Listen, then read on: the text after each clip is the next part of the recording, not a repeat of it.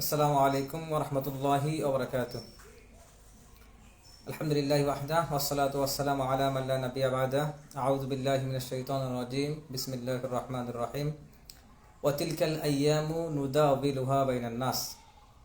আলহামদুলিল্লাহ, যাবতীয় প্রশংসা সেই মহান রব্বুল আলামিনের জন্য, যার অশেষ কৃপায় আমরা এই রমাদান মাসে সওম পালনরত অবস্থায় বর্তমান বিশ্বের সবচেয়ে আলোচিত সমালোচিত একটা বিষয় নিয়ে কিছু বলার এবং শোনার তৌফিক পেয়েছি। সেই মহান রব্বুল আলামিনের দরবারে শুকরিয়া জ্ঞাপন করি আলহামদুলিল্লাহ।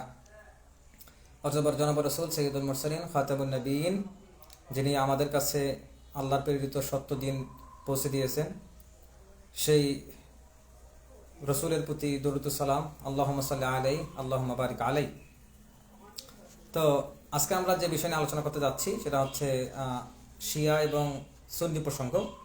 এই বিষয়টা আসলে স্বতঃসিদ্ধ এবং এই বিষয়গুলো আসলে প্রমাণিত, কিন্তু আমরা আমাদের লেখাপড়া না করার ফলে, আমাদের আকীদা বিশুদ্ধ না হওয়ার ফলে আমরা চলমান রাজনীতির সঙ্গে ধর্মকে একসঙ্গে মেলাতে গিয়ে কিংবা ইতিহাসের সঙ্গে বর্তমান সময়কে বুঝতে না পারার কারণে যে সমস্যাগুলো তৈরি হয় তার বাস্তব প্রমাণ হচ্ছে আমাদের সমাজ। কিছুক্ষণ আগেই একজন লোকের সঙ্গে আমার সাক্ষাৎ হয়েছে। তিনি আমাকে বলতেছেন যে যদি বিশ্বে আসলেই কোনো মুসলিম দেশ থেকে থাকে তাহলে সেটা হচ্ছে ইরান, এবং ইমাম খোমেনি যদি মৃত্যুবরণ করেন তাহলে মুসলিম বিশ্ব তাদের একজন নেতাকে হারালো, তিনি ছাড়া আসলে কোনো মুসলিম বিশ্বের নেতাই নাই। এবং তিনি এটাও বললেন যে যদি কেউ ইরানিদের কাফের মনে করে তাহলে সেও কাফের।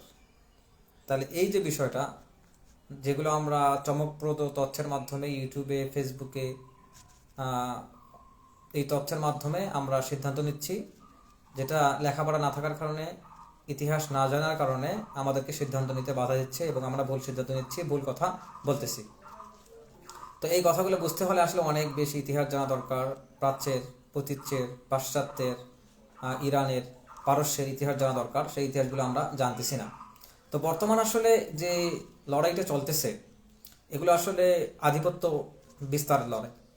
আমরা যদি আমাদের ভারত উপমহাদেশের কথা দেখি, আমাদের ভারত, পাকিস্তান, বাংলাদেশের যে ইতিহাস, সেই ইতিহাসের দিকে দেখি, বর্তমান সময়ে একটা গল্প খুবই প্রচলিত, আমরা সবাই জানি। রমজান মাস যদিও খারাপ শোনায়, তবু একটু বলি বোঝার সুবিধার্থে। যে একটা মেয়ে ধর্ষিতা হচ্ছিল, ধর্ষণ করা হচ্ছিল, তখন একজন যুবক গিয়ে সেই মেয়েকে উদ্ধার করে। উদ্ধার করার পরে বাড়িতে নিয়ে নিয়ে যায়, খাবার দেয়, চলার ফেরার শক্তি দেয়, কাপড় দেয়, তাকে পোষে পালে। কিন্তু এর ভিতর দিয়েই সে মেয়েটাকে প্রতিদিন ধর্ষণ করে। মানে এক ধর্ষকের কাছ থেকে উদ্ধার করে, সে এখন ওই মেয়েটাকে প্রতিনিয়ত ধর্ষণ করে, কিন্তু খাবার দাবার দিয়েই ধর্ষণটা করে। এখন সেটা কে ছিল? পূর্বে যে মেয়েটা যার মাধ্যমে ধর্ষণ হচ্ছিল সে হচ্ছে পাকিস্তান, আর ভারত আমাদেরকে উদ্ধার করে এবং প্রতিনিয়ত ধর্ষণ করতেছে বাংলাদেশকে। তো এই যে গল্পটা, এটা প্রচলিত। তো আমরা যদি আধিপত্যবাদ বিস্তারের বিষয়টা এখান থেকে বুঝতে চেষ্টা করি, তাহলে আমরা দেখবো যে রাম রাজ্যের যে বিষয়টা, ভারত মনে করে পুরো ভারত উপমহাদেশ হচ্ছে রামের রাজ্য ছিল এবং তারা সেই রাম রাজ্য গড়বে, এবং পুরো বিশ্বের ইতিহাসকে তারা নিজেদের মতো করে লেখার চেষ্টা করে।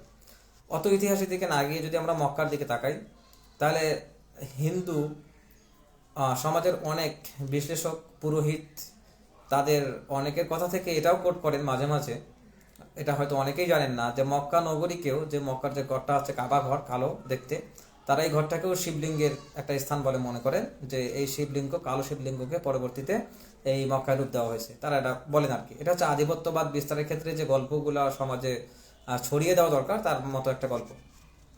যদি আমরা মধ্যপ্রাচ্যের দিকে তাকাই, তাহলে সেখানে ইসরায়েলকে পাবো।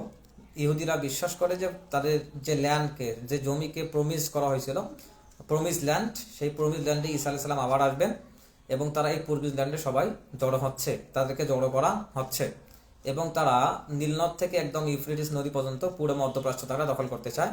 এই লক্ষ্যে তারা মধ্যপ্রাচ্যে এই যুদ্ধগুলো চালাচ্ছে, প্রমিস ল্যান্ডের লক্ষ্যে। যদি আমরা পারস্য সাম্রাজ্য, ইরানের দিকে তাকাই, যে আগের যে পারস্য সাম্রাজ্য ছিল, সেই পারস্য সাম্রাজ্য বিস্তারের লক্ষ্যে তাদের যে বিশ্বাস, চিন্তা, চেতনা, এগুলো বিস্তারের লক্ষ্যে তারা পারস্য সাম্রাজ্যে বিস্তারের লক্ষ্যে তাদের বিশ্বাস ছড়িয়ে ছিটিয়ে দিচ্ছে।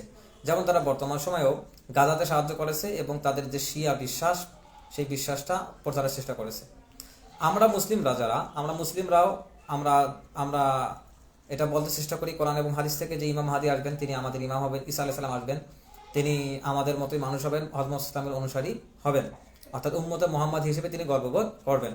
ওই ঈসা আলাইহিস সালামকে তারাও কিন্তু, যারা প্রমিস ল্যান্ডে বিশ্বাসী ইহুদিরা তারাও বিশ্বাস করে, এই ঈসা আলাইহিস সালামকে যারা খ্রিস্টান তারাও বিশ্বাস করে, এবং এই উদ্দেশ্যেই তারা ইহুদি খ্রিস্টানরা মিলে প্রমিস ল্যান্ড বাস্তবায়নের ক্ষেত্রে আমেরিকা এবং ইসরায়েল একসঙ্গে লড়তেছে। অর্থাৎ ধর্মকে কেন্দ্র করে আধিপত্যবাদ বিস্তারের যে বিষয়টা, সেটা এই বিষয় থেকে পরিষ্কার। কিন্তু সামান্য ইতিহাস বলেই এই বিষয়গুলো আসলে ব্যাখ্যা করা যায় না, কারণ বাইতুল মুকাদ্দাসকে কেন্দ্র করে একটা লম্বা ইতিহাস আছে, ইরানকে কেন্দ্র করে একটা লম্বা ইতিহাস আছে, ইসরায়েল কিভাবে তৈরি হচ্ছে, হ্যাঁ, সেটা একটা লম্বা ইতিহাস আছে, কেন ইংল্যান্ডের পরে মার্কিনীদের উপর এই ইসরায়েলিরা ভর করলো তার একটা ইতিহাস আছে। তো আমরা সেই ইতিহাসের দিকে যাব না, জাস্ট একটা সাধারণ বর্ণনা এটা। তো আমরা যদি রিসেন্ট যে ঘটনাগুলো ঘটতেছে পুরো বিশ্বে, সেই ঘটনাগুলোর দিকে তাকাই। কিছুদিন আগেই ভেনেজুয়েলায় আক্রমণ করা হলো, ভেনেজুয়েলার প্রধানমন্ত্রী যারা স্ত্রী সহ তাদেরকে আমেরিকা আটক করা হলো। ডোনাল্ড ট্রাম্প ভাষণ দিয়ে বললো যে আন্তর্জাতিক কোনো আইন নেই, আমরা যেটা করি সেটাই হচ্ছে আন্তর্জাতিক আইন। তাহলে ট্রাম্প যে এই ভেনেজুয়েলায় এই কাণ্ডটা ঘটাইলো, একটা স্বাধীন দেশের স্বাধীন প্রধানমন্ত্রীকে যে আটকাইলো, কেন? তেলের কারণে। ইরানে এর আগেও যে এয়ার স্ট্রাইক হলো, সেটার কারণ কি ছিল? আমেরিকা চায় ইরানের ক্ষমতার পরিবর্তন, অর্থাৎ খোমেনি বংশের শাসন ক্ষমতা যেন পরিবর্তন হয়, তারা এটা চায়। কেন? যে ইরান এই প্রমিস ল্যান্ড যে তাদের আছে, পুরো মধ্যপ্রাচ্য যে তারা দখল করতে চায়, ইরান, ইরাক, কাতার, বাহরাইন, সৌদি, কুয়েত, জর্দান, তারপর হচ্ছে ফিলিস্তিন, তারপর হচ্ছে সিরিয়া, তারপর হচ্ছে তুরস্ক, এই অঞ্চলগুলো যে তারা দখল করতে চায়, এই দখল করার পথে ইসরায়েলের জন্য সবচেয়ে বড় বাধা হচ্ছে ইরান। এই জন্য এই ইরানকে তারা এখান থেকে তুলে দিতে চায়। এ তুলে দিতে তো চাইলেই পারবে না, তারা এটাকে রেজিস্ট্যান্স হিসেবে নেয়, এবং রেজিস্ট্যান্স হিসেবে নিয়ে তারা তাদের মদতপুষ্ট কোনো শাসককে ওখানে বসাইতে চায়, খোমেনিদেরকে উঠিয়ে দিয়ে, শাহ পাহলভি বংশের, রেজা শাহ পাহলভি বংশের কোনো শাসককে বসাইতে চায়, যাদেরকে তারা এর আগে নিয়ে গেছে। যেমন করে তারা সিরিয়ার শাসককে নিয়ে গেছে, বাশার আল আসাদকে নিয়ে গেছে, তেমন করে রেজা শাহ পাহলভি বংশের শাসকরাও কিন্তু বাইরে, তাদের টাকা খেয়েই তারা পেলে বসে বড় হচ্ছে, তাদেরকে আবার শাসন ক্ষমতায় বসাইতে চায়। এই জন্য তারা খোমেনি বংশটাকে তুলে দিতে চায়। তো এই খোমেনি বংশটাকে তুলে দিতে চাচ্ছে, এবং তারা এটাকে রেজিস্ট্যান্স হিসেবে কল্পনা করতেছে, এদেরকে তুলে দিতে হবে। এদেরকে তুলে না দিলে মধ্যপ্রাচ্যে যে প্রমিস ল্যান্ড যে বিস্তারের ক্ষেত্রে যে বাধাটা, সেটা তুলে না দিলে সেটা বাস্তবায়ন হচ্ছে না। এই জন্যই তারা খোমেনি বংশটাকে তুলে দিতে চাচ্ছে। তো ইরানে বর্তমান হামলার কারণ কিন্তু এটাই, তারা খোমেনি শাসন ব্যবস্থার পরিবর্তন চায়, তারা রেজা শাহ পাহলভি বংশের কোনো শাসককে এখানে তুলে নিয়ে আসতে চায়। তো এখানে ক্ষতি আসলে কি? যদি আমেরিকা খোমেনিদেরকে পরিবর্তন করে পাহলভি বংশের কোনো শাসককে বা তাদের মদতপুষ্ট যে কোনো শাসককে এখানে নিয়ে আসে, এখানে ক্ষতি কি? এখানে ক্ষতিটা হচ্ছে তাদের মদতপুষ্ট যে শাসকটা এখানে আসবে, তারা আমেরিকার কথা শুনবে, এবং ইরানের যে অর্থনীতির অবস্থা, তাদের যে তেল, এই তেলকে তারা ড্রেন করে আমেরিকায় নিয়ে যাবে, সম্পত্তিটা পাচার করবে, তেলকে পাচার করবে। এরপর হচ্ছে ইরানে তারা মিলিটারি বেস তৈরি করবে।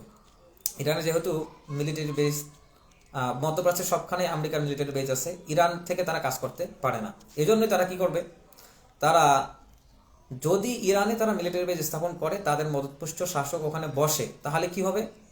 তাহলে মুসলিম বিশ্বের যেখানে যেখানে তাদের ঘাঁটি আছে, ঘাঁটি থাকা সত্ত্বেও ইরান থেকে তারা যে এয়ার স্ট্রাইক করবে, সেগুলোর কারণে মুসলিম বিশ্বের মধ্যপ্রাচ্যের দেশগুলো আরও অরক্ষিত হয়ে পড়বে, তারা সবসময় হুমকির মুখে থাকবে। এবং ইরান কেন্দ্রিক বাইতুল মুকাদ্দাসের উপর যে একটা ক্ষমতা বিস্তারের যে প্রভাব কম ছিল, সেটা আরও বেড়ে যাবে। অর্থাৎ বাইতুল মুকাদ্দাস কেন্দ্রিক যে প্রতিরক্ষা ব্যবস্থা একটা ছিল, পাশে একটা দেশ ছিল, সেই প্রতিরক্ষা ব্যবস্থাটা নষ্ট হওয়ার ফলে এই বাইতুল মুকাদ্দাসকে কেন্দ্র করে তাদের যে দূরপাল্লার ক্ষেপণাস্ত্রগুলো ইরান কেন্দ্রিক যদি সেগুলো হয়ে থাকে, তাহলে বাইতুল মুকাদ্দাস আরও বেশি অরক্ষিত হয়ে পড়বে, জিওপলিটিক্যালভাবে প্রতিরক্ষা ব্যবস্থা ভেঙে পড়বে। এখন যেসব মধ্যপ্রাচ্যে যেসব দেশে আমেরিকার ঘাঁটি আছে, যদি আরব বিশ্বের সকল দেশও চায়, তবুও তারা এই চুক্তিগুলো থেকে বের হতে পারবে না। কেননা আরব বিশ্বের সকল ঘাঁটিগুলো, এয়ারবেসগুলো এই শর্তে চুক্তিবদ্ধ যে তারা আমেরিকার সঙ্গে তাদের মিলিটারি যে অপারেশনগুলো আছে, প্রশিক্ষণগুলো আছে, সেগুলো তাদের সঙ্গে প্রশিক্ষণ নেবে। যেমন সৌদি আরবের সেনারা আমেরিকার সেনাদের সঙ্গে প্রশিক্ষণ নেবে, জর্দানের সেনারা আমেরিকার সেনাদের সঙ্গে প্রশিক্ষণ নেবে, কুয়েতের সেনারা আমেরিকার সেনাদের সঙ্গে প্রশিক্ষণ নেবে, প্রযুক্তি সম্পর্কে ধারণা নেবে। এই উদ্দেশ্যেই কিন্তু তাদের চুক্তিগুলো স্বাক্ষরিত এবং তাদের সেখানে সেনা মোতায়েন করা হয়েছে। তো সুতরাং তারা চাইলেও তাদের নিরাপত্তার খাতিরে তারা এই সেনা ঘাঁটিগুলো তুলে দিতে পারবে না। তো ইরান যখন ইরান যখন শিয়া ধর্ম প্রসার করত ইরান যখন শিয়া ধর্ম প্রসার করত তখন ইহুদিরা মধ্যপ্রাচ্যে ইহুদি ধর্ম প্রচার করে, তারা মার্কিন মদতপুষ্ট। এখন যদি যারা ইসরায়েলি আগ্রাসন চালাচ্ছে মধ্যপ্রাচ্যে এবং যারা শিয়াইজম প্রচার করছে মধ্যপ্রাচ্যে, দুইটা শত্রু মুসলিমদের, সুন্নি মুসলিমদের দুটো শত্রু, শিয়াইজম ইরান এবং মধ্যপ্রাচ্যে ইসরায়েল একটা শত্রু, এই দুই শত্রু সেখানে আছে। এখন যদি ইরানের শাসন ক্ষমতা পরিবর্তন হয়ে যায়, খোমেনি মারা গেছে এটা নিশ্চিত করা হয়েছে, যদি সেখানে আমেরিকার মদতপুষ্ট কোনো শাসক বসে, তাহলে ইসরায়েলের যে লক্ষ্য নীল নদ থেকে একদম ইউফ্রেটিস নদী পর্যন্ত দখল করা, সৌদি, কাতার, কুয়েত, বাহরাইন, সিরিয়া, দামেস্ক, জর্দান, এই যে সমস্ত অঞ্চলগুলো তাদের যে দখল করার চেষ্টা, সেই চেষ্টায় তারা অনেক দূর এগিয়ে যাবে। এই ক্ষেত্রে জর্দান যেমন এখন সহায়তা করতেছে, সেই সহায়তা অবশ্যই আরব আমিরাত করছে। মিশরের আব্দুল ফাত্তাহ আল সিসি নামক শয়তান যে সহায়তা করতেছে, সেই সহায়তা কিন্তু তখনও চালু থাকবে। কিন্তু মধ্যপ্রাচ্যের মুসলিম দেশগুলোর এটা ভুলে গেলে চলবে না যে ইসরায়েলের যে লক্ষ্য পুরো মধ্যপ্রাচ্য দখল করা, সেই লক্ষ্যে কিন্তু ইরানের পতনের পরে তারা আরো বেশি এগিয়ে যাবে। কারণ ইরান এখানে প্রধান রেজিস্ট্যান্স, তাদের ক্ষমতা বিস্তারের পক্ষে প্রধান বাধা। তাহলে এই আলোচনা থেকে আমরা বুঝতে পারলাম যে খোমেনি থাকাই ভালো ছিল। কিন্তু এই যে বিষয়গুলো, খোমেনি একজন ভালো শাসক ছিল, তাদের পক্ষ, শিয়াদের পক্ষ থেকে একজন দূরদর্শী নেতা ছিল। খোমেনি কিংবা একজন খোমেনি ছিল। খোমেনি কিন্তু একজন লোক না, খোমেনি একটা বংশের নাম, এবং প্রচার করতে চেষ্টা করা হয় যে খোমেনি হচ্ছে রাসূল সাল্লাল্লাহু আলাইহি ওয়াসাল্লামের বংশের কোনো মানুষ, বংশের লোক, এটা প্রচার করা হয়। তো এখন বিষয়টা হচ্ছে যে এই বিষয়গুলোকে আসলেই যে খোমেনিকে একজন বীর, ইমাম কিংবা নেতা বানায়, আমরা কি সেটা সেইভাবে চিন্তা করব? বিষয়টা আসলে সেইভাবে না। আমরা তাকে একজন নেতা, ইমাম কিংবা শিফা সালাহ হিসেবে কল্পনা করব না। কেননা এর আগে পাহলবি বংশের, রেজা শাহ পাহলবি বংশের যারা শাসক ছিল তারাও শিয়া ছিল, খোমেনি যে বংশের শাসক তারাও শিয়া ছিল। এখন যদি খোমেনির পতনের পরে, খোমেনি বংশের শাসন ক্ষমতার পরে যদি রেজা শাহ পাহলবির বংশ আসে, তাহলে আমেরিকার মদতপুষ্ট আসলো, তাহলে দুজনেই শিয়া। এখন খোমেনি বংশের যারা শাসক ছিল তারা কিন্তু সবাই তাদের শিক্ষা দীক্ষায়, গবেষণায় এবং লেখায় সবখানে কিন্তু খোমেনিরা, মানে শিয়াইজম যে সুন্নি মুসলিমদের বিরোধী একটা শক্তি, সবখানে এটা চালু ছিল এবং এটা প্রমাণিত বিষয়। তাহলে পাহলবি বংশের যারা আসবে তারাও শিয়া হবে, কিন্তু আমেরিকার মদতপুষ্ট হবে। এখন সমস্যা হচ্ছে যে শিয়া হলে সমস্যা কোথায়? তারা সুন্নিদের শত্রু কিভাবে? তাহলে আমাদের রাফিজি শিয়া, আলাউই এবং যারা গুলাত শিয়া আছে তাদের ইতিহাসটা দেখতে হবে। এবং এটা প্রায় ইজমা হয়ে গেছে, আহলে সুন্নাহ ওয়াল জামাতের যারা ইমাম ছিল তাদের ভিতরে এটা ইজমা হয়ে গেছে যে আলাউই, গুলাত শিয়া কিংবা রাফিজি যারা শিয়া, এরা সবাই কাফের। এবং কি প্রসিদ্ধ যারা শিয়া, প্রসিদ্ধ শিয়ারা হচ্ছে কাফের। এখন প্রশ্ন হচ্ছে যে শিয়ারা কাফের কেন? শিয়াদের ভিতরে একটা দল আছে, সেই দলের নাম হচ্ছে গোরাবিয়া। গোরাবিয়া শব্দটা পরিচিত, কারণ গোরাব মানে হচ্ছে কাক, আরবিতে গোরাব মানে হচ্ছে কাক। তাহলে এখন যে গুরাবিয়া শিয়া কাকে বলা হচ্ছে? গুরাবিয়া শিয়াদের বিশ্বাস হচ্ছে যে যখন দুইটা কালো কালো কাক একসঙ্গে হয়ে বসে থাকে একসাথে, তখন এই কাক দুইটাকে আলাদা করা যায় না, কারণ দুইটাই কালো, দুইটাই দেখতে একই সমান, আলাদা করা যায় না। তো গুরাবিয়া শিয়াদের বিশ্বাস হচ্ছে যে মুহাম্মদ সাল্লাল্লাহু আলাইহি ওয়াসাল্লামের বংশের একজন লোক ছিল আলী রাদিয়াল্লাহু আনহু। তো আলী আর মোহাম্মদ দেখতে একই রকম ছিল। আল্লাহ নবুয়ত পাঠিয়েছেন আলীকে, কিন্তু ফেরেশতা ভুল করে নিয়ে গেছে মোহাম্মদের কাছে। তো এই যে ফেরেশতা ভুল করে মোহাম্মদের কাছে নবুয়ত নিয়ে গেল, এটা আসলে ফেরেশতার ভুল হয়েছে। তো এই জন্য দুইটা কাক যেমন একসঙ্গে হয় টের পাওয়া যায় না, তো ফেরেশতারা আসলে মোহাম্মদ আর আলীকে একসঙ্গে দেখে টের পায় নাই, চেহারা দেখে যে একই রকম দেখতে, এজন্য তারা ভুল করে, জিবরিল ভুল করে মোহাম্মদের কাছে ওহী নিয়ে গেছে। এই হচ্ছে গুরাবিয়া শিয়াদের বিশ্বাস। এরপর কথা হচ্ছে যে আলী রাদিয়াল্লাহু আনহু, এই যে আমরা বলতেছি রাদিয়াল্লাহু আনহু, রাদিয়াল্লাহু আনহু অর্থ কি? রাদিয়াল্লাহু আনহু অর্থ হচ্ছে যে আল্লাহ যার উপর সন্তুষ্ট হয়ে গেছেন। আমরা কোরআনেও পাই রাদিয়াল্লাহু আনহুম ওয়া রাদু আন, তারা আল্লাহর প্রতি সন্তুষ্ট, আল্লাহ তাদের প্রতি সন্তুষ্ট। তাহলে আল্লাহ যার প্রতি সন্তুষ্ট হয়ে গেছেন, আমরা সূরা ফাতিহায় পড়ি সিরাতাল লাযিনা আনআমতা আলাইহিম, যে হে আল্লাহ আমাকে সেই পথ দেখান যাদের পথের উপর, যারা যে পথের উপর ছিল, যে পথের উপর আপনি খুশি হয়ে গেছেন, আনআমতা আলাইহিম, যাদেরকে আপনি নিয়ামত দিয়েছেন, যাদের উপর আপনি খুশি হয়ে গেছেন। তাহলে সেই পথের অনুসারী কারা? প্রথমত সাহাবীরা, অবশ্যই। তাহলে সাহাবীদের ক্ষেত্রে আমরা বলতেছি রাদিয়াল্লাহু আনহু। তখন শিয়ারা কি করে? আল্লাহ যাদের প্রতি সন্তুষ্ট, শিয়ারা তাদেরকে লানত দেয়। শিয়াদের সর্বনিম্ন যে পাপটা, সেই পাপটা হচ্ছে সাহাবীদেরকে গালি দেওয়া, সাহাবীদেরকে লানত দেওয়া।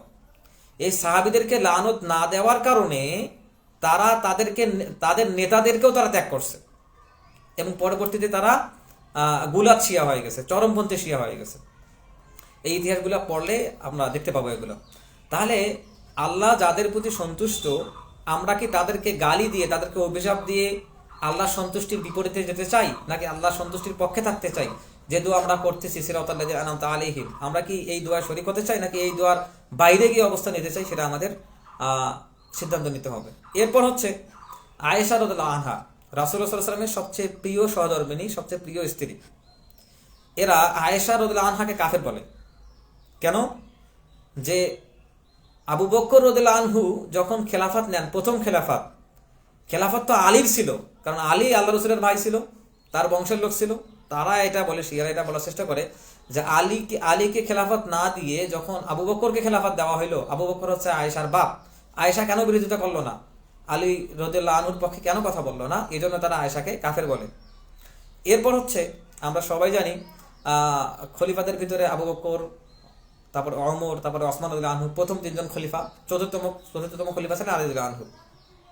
তো যখন এরা গাসিবুল খলিফা হয়েছে, অর্থাৎ জোর দখলকারী খলিফা হয়েছে, আবু বকর, ওমর, ওসমান, এরা জোর দখল করে খলিফা হয়েছে, আলীকে খেলাফত যখন দেয় নাই। তো যখন খেলাফত দেয় নাই, তখন এরা যে জোর জবরদখলকারী, এই জন্য এরা এই তিনজন খলিফাকে কাফের বলে। এবং যে তাজিয়া মিছিল ইরানে হয়, সেই মিছিলেও তারা রাস্তায়, স্ট্রিটগুলোতে, বড় বড় রাস্তাগুলোতে তারা আবু বকর, ওমর, ওসমানের নাম লেখে, আয়েশার নাম লেখে, সেগুলোকে পা দিয়ে মারায় আর উৎসব করে, তাদেরকে অভিশাপ দেয়। তো এখন এই বিষয়গুলো হচ্ছে আকিদা মানে হচ্ছে বিশ্বাস। এই বিশ্বাসের কারণেই একজন মুসলিম খ্রিস্টান থেকে আলাদা, এই বিশ্বাসের কারণেই একজন মুসলিম ইহুদি থেকে আলাদা। আকিদা মানে বিশ্বাস, এই বিশ্বাসের কারণেই একজন মুসলিম হিন্দু থেকে আলাদা। এখন আপনি যদি বলেন যে শিয়াদের এই বিশ্বাসগুলো ঠিক, তাহলে আপনাদের সঙ্গে আমাদের কোনো কথা নাই। তার মানে এই বিশ্বাসগুলো ভুল, এটা একজন সুন্নি মুসলিমকে অবশ্যই জানতে হবে। আমরা শুধু বলবো যে মরার আগে যারা এই বিশ্বাসগুলো পোষণ করতেছেন, তাদেরকে এই বিশ্বাসগুলো ঠিক করে নিতে হবে। এখন প্রশ্ন হচ্ছে যে খোমেনি মারা গেল, খোমেনি কি এই বিশ্বাস রাখতো? আমি এর আগেই বললাম যে খোমেনি শুধু একজন মানুষের নাম না, তার পিতার নামও খোমেনি ছিল, খোমেনি একটা বংশের নাম। এবং ইরানের শাসন ব্যবস্থায় খোমেনিরা সবসময় নেতৃত্ব দিতেই থাকবে, এই বিষয়ে ইরানে আইনও পাশ হয়েছে। খোমেনিরা কেন নেতৃত্ব দিবে? যে এরা হচ্ছে আধ্যাত্মিক পুরুষ। কেন আধ্যাত্মিক পুরুষ? এরা হচ্ছে ইরফান, ধ্যান ধারণায় বিশ্বাসী, যা আধ্যাত্মিকভাবে এরা ক্ষমতা নেবে এবং রাষ্ট্র ক্ষমতা পরিচালনা করবে। কতদিন পর্যন্ত? যতদিন না পর্যন্ত ইমাম মাহাদি আসে, ততদিন পর্যন্ত তারা এই ক্ষমতা পরিচালনা করবে। তাই খোমেনিও কি এই বিশ্বাস রাখতো? হ্যাঁ, এই বংশের প্রায় সবাই এই বিশ্বাস রাখতো। এবং তাদের যে বই পুস্তকগুলো, যেমন একটা বইয়ের নাম হচ্ছে হুকুমতে ইসলামিয়া, এই বইয়ে সেই আবু বকর এবং ওমর রাদিয়াল্লাহু আনহুকে গালি দিছে, এই বিষয়টা স্পষ্টভাবে প্রমাণিত। তাহলে তারা যে ইরানের শিয়ারা যে ইসলামের কথা বলে, অবশ্যই সব শিয়ারা কাফের না, কিন্তু প্রসিদ্ধ যারা শিয়া তারা কাফের, এই বিষয়ে একদম স্পষ্ট। যেমন নামধারী মুসলিমরা নামাজ আদায় করে না, ইসলামের বিপক্ষে কথা বলে, শাসন ক্ষমতার বিপক্ষে কথা বলে, ইসলাম কায়েম হলে এটা অসুবিধা হবে, এই যে কথাগুলো যারা বলে, তাদেরকে কি আমরা মুসলিম বলতে পারি না? ঠিক সেইভাবে ইরানের যারা শিয়া, সাধারণ শিয়া, যাদের কাছে এই বিশ্বাসগুলো নাই, তাদেরকেও আমরা শিয়া বলতে পারি না ওই দিক থেকে। তো এখন হচ্ছে যে ইরানের শিয়া যারা, তারা যে ইসলামের কথা বলে, সেটা আসলে কি? সেটা আসলে তাদের ইসলাম। শিয়া ধর্মের জনক হচ্ছে আব্দুল্লাহ ইবনে সাবা। আব্দুল্লাহ ইবনে সাবাকে আপনারা এখনই যদি ইন্টারনেট সার্চ করেন, তাহলে দেখতে পাবেন আব্দুল্লাহ ইবনে সাবা একজন ইহুদি ছিল। এই ইহুদি ধর্মের একজন অনুসারী এই শিয়া ধর্মের জনক। তাহলে যখন যারা শুদ্ধ বিশ্বাসের কথা বলতেছে, তাদেরকে যখন ইহুদিদের দালাল বলা হচ্ছে, আসলে যে কাল্ট, যে ধর্মটার জন্মই একজন শিয়া ইহুদির কাছ থেকে, আব্দুল্লাহ ইবনে সাবার কাছ থেকে, তারাই তো ইহুদিদের দালাল হওয়ার সম্ভাবনা সবচেয়ে বেশি। এরপর কথা হচ্ছে যে যারা রাফিজি শিয়া, গুলাত শিয়া, এই রাফিজি শিয়ারা, এদেরকে আলেম ওলামাগণ বলছে ছদ্মবেশী ইহুদি। একজন শত্রু হিসেবে প্রত্যক্ষ শত্রু ভালো নাকি ছদ্মবেশী শত্রু ভালো? অবশ্যই সবার পছন্দ হবে যে শত্রু সামনে আছে তার লড়াই করাই সবচেয়ে সুবিধাজনক, কিন্তু যে ব্যক্তি ছদ্মবেশে মানুষকে ধোঁকা দেয়, সে অবশ্যই বেশি বিপজ্জনক। এখন এদের বিশ্বাসটা আসলে কি? এই যারা গুলাত শিয়া ছিল, সাবাইয়া শিয়া যারা ছিল, প্রথম যে শিয়াদের সেনাপতি আব্দুল্লাহ ইবনে সাবা, যে একজন ইহুদি ছিল, যে মুসলমানদের বিপক্ষে ফাটল ধরার জন্য সেই আলী রাদিয়াল্লাহু আনহুর সময়েই চলে আসছিল ইরাকে, এবং তার আগে সে চলে আসছিল ওসমান রাদিয়াল্লাহু আনহুর সময়। এই ওসমান রাদিয়াল্লাহু আনহুর সময় সে আলী রাদিয়াল্লাহু আনহু খলিফা হবে সেই বিষয়ে সে জোর গুঞ্জন শুরু করে, এবং এরাই সবাই মিলে একসঙ্গে হয়ে ওসমান রাদিয়াল্লাহু আনহুকে হত্যা করে। বিদ্রোহীরা এরা ওসমান রাদিয়াল্লাহু আনহুকে হত্যা করে। তাহলে এই যে ইতিহাসটা, এবং তারা মক্কায় তারা ওসমান রাদিয়াল্লাহু আনহুর অধীনে যে সালাত পড়া হয়তো, নামাজ পড়া হয়তো, সেই নামাজেও তারা বাধা দেয়, এবং এই ইহুদির অধীনে তৎকালীন মুসলিমরা সেই সময় নামাজও আদায় করছে। তাহলে এই যে ইতিহাসগুলো, এই ইতিহাসটা আমাদের বুঝতে হবে। এই ইতিহাস যদি আমরা না বুঝি তাহলে এখন কি হবে? এখন আলী রাদিয়াল্লাহু আনহুকে এই যে শিয়াদের মদতপুষ্ট আব্দুল্লাহ ইবনে সাবার যে দলটা, আলী রাদিয়াল্লাহু আনহু একদিন তার কামরা থেকে বের হলেন, শিয়াদের একটা দল গিয়ে তারা আলী রাদিয়াল্লাহু আনহুকে সিজদা করলো। আলী রাদিয়াল্লাহু আনহু বললেন, তোমরা এটা কি করতেছো? তখন তারা বললো যে আপনি তো আমাদের রব, আপনি আমাদের ইলাহ, আপনি আমাদের প্রতিপালক। তখন আলী রাদিয়াল্লাহু আনহু আব্দুল্লাহ ইবনে সাবাকে সহ তাদেরকে তার যে রাজধানী ছিল কুফা, সেখান থেকে বের করে দিলেন। কেন? তারা আলী রাদিয়াল্লাহু আনহুকে রব সাব্যস্ত করছে। এই হচ্ছিল শিয়াদের ইতিহাস। এখন তারা এখনো বিশ্বাস করে যে আসমানে যে মেঘ গর্জন করে, এই মেঘের গর্জনটা হচ্ছে আলী রাদিয়াল্লাহু আনহুর গর্জন। আলী রাদিয়াল্লাহু আনহু আসলে মৃত্যুবরণ করেন নাই, তিনি রাগ হন, এই জন্যই তিনি আসমানে গর্জন করেন। এটা হচ্ছে তাদের বিশ্বাস। এখন আপনি যদি মনে করেন যে শিয়াদের এই বিশ্বাসগুলো ঠিক আছে, তাহলে তো সেখানে কথা বলার মতো কিছুই নেই। শিয়া এবং সুন্নিদের পার্থক্য নিয়ে আলেম ওলামাগণ যত বেশি বলছেন, তারা আর এই বিষয়গুলো নিয়ে আসলে সময় ক্ষেপণ করতে চান না, এই জন্য বলেনও না। আপনি বর্তমান সময়ে সবচেয়ে নিরপেক্ষ যদি ঐতিহাসিকের কথা বলেন, ডক্টর আলী মোহাম্মদ সাল্লাবি, তার লেখা পড়েন, ডক্টর রাগিব সালদানি, তার লেখা পড়েন। শিয়াদের মানে বিস্তারিত পর্ব নিয়ে প্রায় আমারই 10টার মতো আলোচনা আছে। মসজিদের খুতবায় আমি এগুলো আলোচনা করছি। আপনারা ইউটিউব সার্চ করে বা আমাকে বললে আমি সেগুলো লিঙ্ক দিতে পারবো। তাহলে এখন কথা হচ্ছে যে এই রাফিজি শিয়ারা যারা সাহাবিদেরকে গালি দিত, লানত দিত, যারা আয়েশাকে কাফের বলে, 5-7 জন সাহাবি বাদে সকল সাহাবিকে কাফের বলে, তারা মুসলিমদের সাথে কিরকম ব্যবহার করবে? তারা মধ্যপ্রাচ্যে যত মুসলিম মেরেছে, ইহুদি খ্রিস্টানরাও তত মুসলিম মারেনি মধ্যপ্রাচ্যে। এই রাফিজি শিয়ারা তারা ইরাকে যে গণহত্যা চালাইছে, সিরিয়ায় যে গণহত্যা চালাইছে, এগুলো একটু খোঁজ নিয়ে দেখেন, বুঝতে পারবেন। তাহলে এখন আমরা দেখবো যে এখন প্রশ্ন আসতে পারে যে খুমেনি কি আসলে নবীর উত্তরসূরি? এখন নবীর উত্তরসূরি নিয়ে বলতে গেলে মজার কিছু ব্যাপার আছে। যেমন খুমেনিরা নবীর উত্তরসূরি নয়, এটা জাস্ট এই শাসন ক্ষমতা একদল শাসক। আমরা শেখ হাসিনার কথা বলতে পারি যে যেমন মুজিবকে একদম দেবতার পর্যায়ে নিয়ে যাওয়া হয়েছে, নিয়ে গিয়ে একটা কাল তৈরি করা হয়েছে, তৈরি করে এখন এই বংশের লোকেরা শেখ হাসিনা যাবে, সজীবাদের জয় আসবে, অমুক আসবে, তমুক আসবে, শাসন করতেই থাকবে। তো এই যে কালটা তৈরি করা হয়েছে, যে একদম দেবতার পর্যায়ে মানুষকে নিয়ে যাওয়া হয়েছে, সেরকম খুমেনিদেরকেও দেবতার পর্যায়ে নিয়ে যাওয়া হয়েছে, নিয়ে গিয়ে বলা হয়েছে যে এরাই শাসন করতে থাকবে। এই জন্য নবীর সঙ্গে তার জন্মকে একটু, তাদের বংশকে একটু মিলিয়ে দেওয়ার চেষ্টা করা হয়েছে। শুধু এটাই না, আপনারা ইন্টারনেট সার্চ করে দেখবেন, কাল্পনিকভাবে ইংল্যান্ডের রানী যে এলিজাবেথ, তাকেও হযরত ইসলামের বংশের সঙ্গে মিলিয়ে দেওয়ার একটা চেষ্টা করা হয়েছে। এগুলো কাল্পনিক বিষয়। এরপর আমাদের বাংলাদেশে আমরা সাইয়্যদুল আইয়াদ নামে যে ঈদে মিলাদুন্নবী পালন করে থাকে বাংলাদেশের মুসলিমরা, সেখানে আওলাদে রসুল বা নবীর উত্তরসূরিদেরকে নিয়ে আসে এবং উদযাপন করার চেষ্টা করে থাকে, এবং পাকিস্তান থেকে নিয়ে আসে। তো পাকিস্তানে যেসব মুসলিম, যেসব এই আওলাদে রসুলরা টাকা চুরি করার, ডাকাতি করার জন্য মাইর খায় রাস্তাঘাটে, তাদেরকে আওলাদে রসুল হিসেবে নিয়ে এসে বাংলাদেশে এই উৎসবগুলো পালন করা হয়। এই হচ্ছে আমাদের বাঙালিদের আওলাদে রসুল সম্পর্কে চিন্তা ভাবনা। তো এখন কথা হচ্ছে যে এই যে আমরা আলোচনাগুলো করলাম, এখান থেকে অনেকগুলো আসলে প্রশ্ন আসতে পারে যে আমরা এখন কি করব। আসলে আমরা এখন কি করব? আমাদের উচিত লেখাপড়া বেশি করে করা, কোরআন হাদিস বেশি করে চর্চা করা। তা না হলে আমরা আমাদের বিশ্বাস সম্পর্কে জানবো না। তো বিশ্বাস শুদ্ধ করতে হবে, যে বিশ্বাসের কারণেই আমরা মুসলিম, সেই বিশ্বাস অবশ্যই শুদ্ধ করতে হবে। 3 নম্বর বিষয় হচ্ছে শিয়াদের রাজনীতি থেকে ধর্ম যে আকাশ পাতাল ফারাক, এই বিষয়টা লেখাপড়ার মাধ্যমে প্রকাশ করতে হবে, বোঝার চেষ্টা করতে হবে। এরপর হচ্ছে তারা যে মিডিয়া ইসলামের কথা বলে, সেই ইসলাম আসলে কি, এই তাদের এই ইসলাম হচ্ছে তাকিয়া। এই তাকিয়া শব্দটা নিয়ে আপনারা ইন্টারনেট সার্চ করে দেখেন, তাকিয়া কি জিনিস। তাকিয়া হচ্ছে শিয়াদের একটা অস্ত্র। তাকিয়া কি? শিয়ারা বিশ্বাস করে যে দিনের কিংবা রাতের কোনো এক সময়, যে সময়ে সমস্ত মিথ্যা কথা বলা যাবে, সমস্ত বেবিচার করা যাবে, সমস্ত চুরি ডাকাতি ফাজলেমি সব কাজ ওই 1 ঘন্টায় করা জায়েজ তাদের জন্য। শিয়ারা এই সময়টা মিডিয়ায় আসে এবং এই সময়গুলোতেই তারা সাক্ষাৎকার দেয়, দিয়ে সমস্ত যত মিথ্যা আছে সেই মিথ্যাগুলো, যে আমরাই সিপাহ সালার, আমরাই বীর, আমরাই ইমাম, আমরাই একমাত্র মুসলিম, আমরাই একমাত্র গাজ্জাকে উদ্ধার করতে পারি, আমরাই একমাত্র যে ফিলিস্তিনের রক্ষাকারী, এগুলো তারা বলে, কিন্তু তলে তলে তারা সেই বিশ্বাসটাই লালন করে, সাহাবীদেরকে গালি দেয়। এখন কথা হচ্ছে, মক্কার কাবা ঘর এবং একজন মুসলিমের রক্ত কোনটা আসলে বেশি মূল্যবান? একজন মুসলিমের রক্ত মূল্যবান। বাইতুল মাকদিস এবং একজন মুসলিমের রক্ত কোনটা আসলে মূল্যবান? একটা মুসলিমের রক্ত মূল্যবান।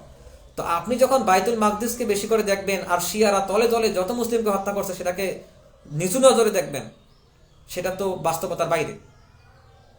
তো এখন কথা হচ্ছে যে এগুলো বললেই আমরা বাঙালি মুসলিমরা সহজে বিশ্বাস করি না। কেন বিশ্বাস করি না? আমরা আমাদের নাম রাখি মোহাম্মদ আলী, শেষে আলী রাখি। আমরা আমাদের বাচ্চাদের নাম রাখি, যেমন যমজ বাচ্চা হলে হাসান হুসাইন নাম রাখি। তো এই যে নামকরণগুলো করা হয়, এগুলো কিন্তু সুন্নি বিশ্বাস থেকে না, শিয়া বিশ্বাস থেকে এই নামকরণগুলো করা হয়। এরপর হচ্ছে বাংলা সাহিত্যে সবচেয়ে উল্লেখযোগ্য যে উপন্যাসটা বিষাদ সিন্ধু, মীর মোশাররফ হোসেনের লেখা। তো এই যে বিষাদ সিন্ধু লেখা হইলো, সেখানে কিন্তু শিয়াদের ধ্যান ধারণা সেটাই লেখা হয়েছে। এবং আমরা শিয়া সম্পর্কে যতটুকু জানি এই মীর মোশাররফ হোসেনের এই বিষাদ সিন্ধু থেকেই জানি, অতটুকুই আমাদের সম্বল, আমরা কোনো হাদিস পড়ি না। তো বিষাদ সিন্ধু বাংলা সাহিত্যের ইতিহাসে অন্যতম একটা উপন্যাস, এটা অবশ্যই ধর্তব্য বিষয়, এটা আমাদের মানতে হবে। কেন মানতে হবে? বঙ্কিম, রবীন্দ্রনাথের মতো এই যে নিকৃষ্ট হিন্দুর বাচ্চারা, যারা এই বাঙালি রেনেসাঁ প্রবাদ পুরুষ, যারা মুসলিম বিদ্বেষী, চরম মুসলিম বিদ্বেষী যারা যারা ছিল, তাদের যে দুর্গেশ নন্দিনী, তারপরে হচ্ছে আরো যে কাব্যগ্রন্থগুলো, আরো যে তাদের উপন্যাসগুলো ছিল, এই সব উপন্যাসের বিপক্ষে মীর মোশাররফ হোসেন লিখলেন বিষাদ সিন্ধু। তখন তারা অবাক হয়ে গেল যে কোনো মুসলিম এভাবে উপন্যাস লিখতে পারে, এই উপন্যাসের অবশ্যই একটা মূল্য আছে। তো এই উপন্যাসের মূল্য অবশ্যই স্বীকার করব, কিন্তু শিয়া প্রভাবিত একটা উপন্যাস।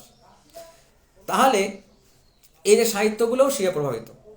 আমাদের ইতিহাসটা আমরা যদি সিরাজউদ্দৌলাকে দেখি, আমরা যদি মোহাম্মদ আলী জিন্নাহকে দেখি, বিষাদ সিন্ধুকে দেখি, আমরা দেখতে পাবো এগুলো সবগুলোই তারা শিয়া ছিলেন, এবং তাদের আমাদের উপর যে শিয়া প্রভাব তাদের কাছ থেকে সেগুলো আসছে।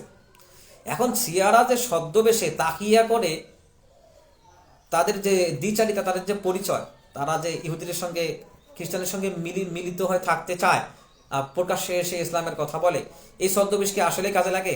না, কাজে লাগে না। কেননা ইসরায়েল এবং আমেরিকা তারা শিয়া এবং সুন্নি পুরো মুসলিম বিশ্বকে মুসলিম হিসেবেই পোট্রে করে, এবং শিয়াকেও তারা নিধন করবে, সুন্নিদেরকেও তারা মারবে, শিয়াকেও মারবে, সুন্নিদেরকেও মারবে। এজন্য তারা গণহারে সমস্ত দেশে আক্রমণ চালায়।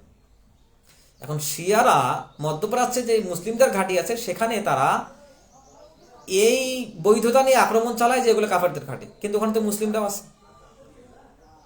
এখন এইখানে বিষয় হচ্ছে, আমাদেরকে বর্তমান সময়ে শিয়া সুন্নি রাজনৈতিক ক্ষেত্রে বিভেদটা একটু কমিয়ে নিয়ে এসে, যেহেতু কাফেরেরা শিয়া এবং সুন্নিকে একসঙ্গে করেই দেখে, তো রাজনীতির ক্ষেত্রে আমাদের রেজিস্ট্যান্স যেন আরো শক্তিশালী হয়, যেন শিয়া প্রভাব ইরান থেকে নষ্ট না হয়, সেখানে আমেরিকার মদতপুষ্ট শিয়া একজন কেউ বসে, এই দিকে আমরা সাপোর্ট দেব না। যদিও শুয়োর এবং কুত্তার লড়াই, এই শিয়া এবং আমেরিকার লড়াই, এই পক্ষে আমরা কোনো পক্ষই নেব না, কিন্তু রাজনৈতিকভাবে জিও পলিটিক্যালি শিয়ার পতন হলে, ইরানের পতন হলে, মধ্যপ্রাচ্যে ইসরায়েলের কিংবা আমেরিকার যে লক্ষ্য সেটা বাস্তবায়নের পথে তারা অনেক দূরে এগিয়ে যাবে। এজন্যই আমাদের পলিটিক্যালি এই যে ইরানকে যে সাপোর্ট দেওয়ার একটা চেষ্টা, তাদের পক্ষ থাকার একটা চেষ্টা, এটা আমাদের করতে হবে। পাশাপাশি এই চেষ্টা আমাদেরকে সামনে নিয়ে যেতে পারবে না। আমাদের কি করতে হবে? আমাদেরকে বাংলাদেশ, পাকিস্তান, সৌদি, আফগান, এই যে আফগান এবং পাকিস্তানের মারামারি সীমান্ত এলাকা নিয়ে, এগুলো বাদ দিয়ে আমাদেরকে সংস্থা গড়ে তুলতে হবে। ওআইসির মতো সংস্থা, আমাদেরকে সার্কের মতো সংস্থা গড়ে তুলতে হবে। এই সংস্থাগুলো গড়ে তোলার মাধ্যমে মুসলিমদের যে শক্তি, এই শক্তিটা আরো বৃদ্ধি করতে হবে।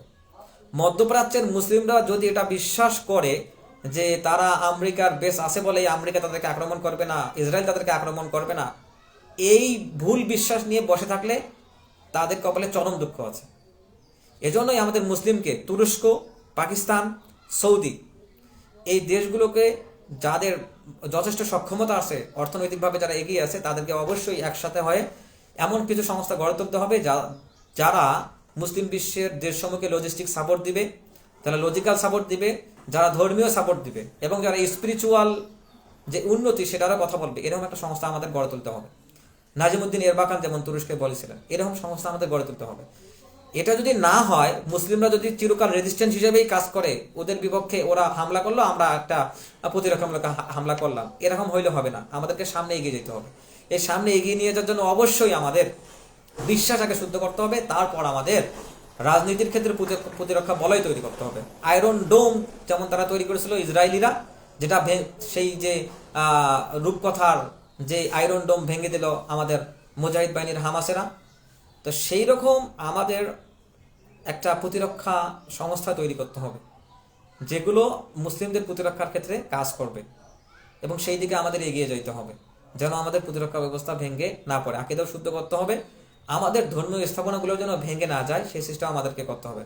আল্লাহ সুবহানাহু ওয়া তাআলা আমাদের এই সামান্য আলোচনা থেকে যে বিষয়গুলো আমরা বুঝলাম সেগুলো আরেকটু লেখাপড়া করে ঝালিয়ে নেওয়া তৌফিক দান করুন, আল্লাহ আমিন। আল্লাহ সুবহানাহু ওয়া তাআলা আমাদের আকীদা শুদ্ধ করার তৌফিক দান করুন, আল্লাহ আমিন। আল্লাহ সুবহানাহু ওয়া তাআলা আমাদেরকে একজন বিশুদ্ধ বিশ্বাসের মুমিন হয় কিয়ামতের দিন আল্লাহর সামনে দাঁড়ানো তৌফিক দান করুন, আল্লাহ আমিন। আসসালামু আলাইকুম ওয়া রাহমাতুল্লাহি ওয়া বারাকাতুহু।